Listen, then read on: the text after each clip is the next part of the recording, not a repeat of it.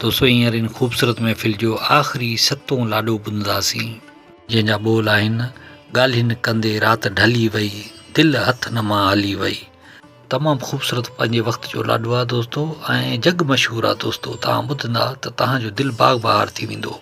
उस्ताद जलाल चांडी जी यादगार नायाब प्राइवेट महफ़िल volume number 220 तव्हां ॿुधी रहिया आहियो वॾेरे नूर मोहम्मद वसाण जे ताउन सां। दोस्तो इन कलाम जे लाइ असांखे फरमाइश कई आहे वॾेरे नूर मोहम्मद वसाण ॻोठ रावताणी ज़िले सांगड़ तालुके सिंजोरे मां, वॾेरे दिलावर वसाण ॻोठ सादिक वसाण जाम नवाज़ अली ज़िले सांगड़ खां, अब्दुल वहीद हाजाणो टंडे आदम खां, दीदार रिंद ऐं हाफ़िज़ मोहब्बत अली बुलेदी ओस्ता मोहम्मद बलूचिस्तान खां, मेहरदीन कोटवाल राजस्थान इंडिया खां, असांजो पीरी प्यारो दोस्त हाजी मिर्ज़ा ख़ुश्क सऊदी अरब खां, असांजो प्यारो दोस्त शाइर शमन अली मलिक ओसपुर कंदकोट खां, तालके नारे खां डॉक्टर मंज़ूर कीरियो साहब, मोहम्मद रहीम लुंड गोलाची खां, ऐं राणीपुर खां असांजो प्यारो दोस्त शाइर वकार अली भेलाड़ साहब, ऐं संदसि दोस्त इंजीनियर रिज़वान अली मंगी बहरिया टाउन कराची खां।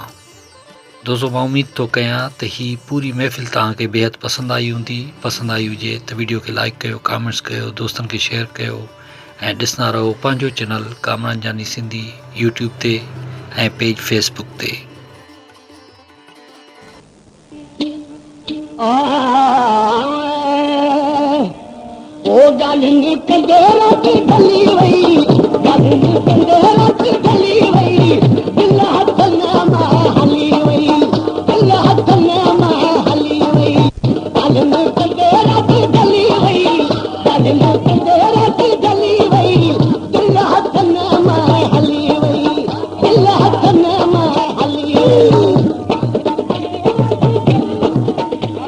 पेशकेश कामरान जानी सिंधी।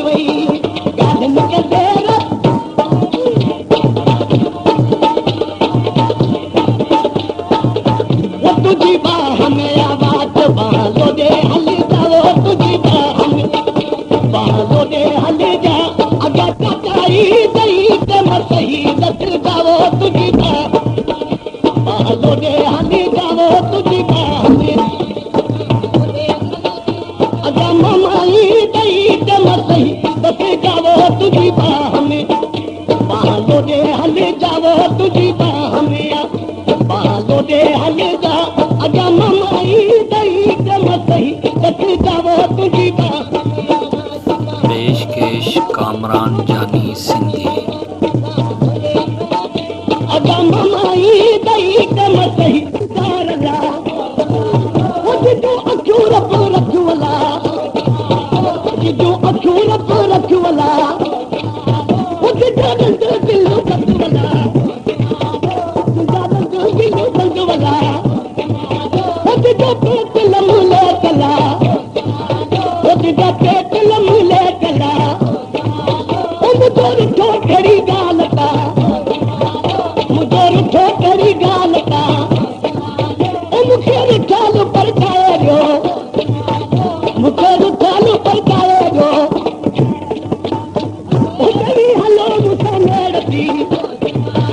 तभी हलो मुसा मेड़ती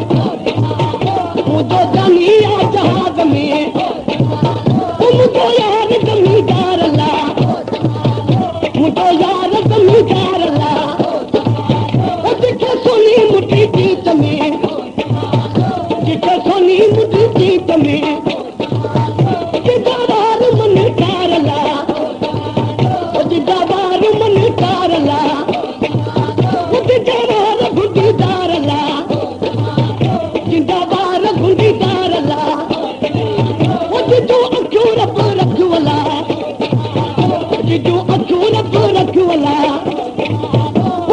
रंग दिलो बदवला जिंदा रंग दिलो रंगवला जो पेट लमूले कला जो पेट लमूले कला मुझे रुठो कड़ी गाल का मुझे रुठो कड़ी गाल का मुखे रुठो पर जो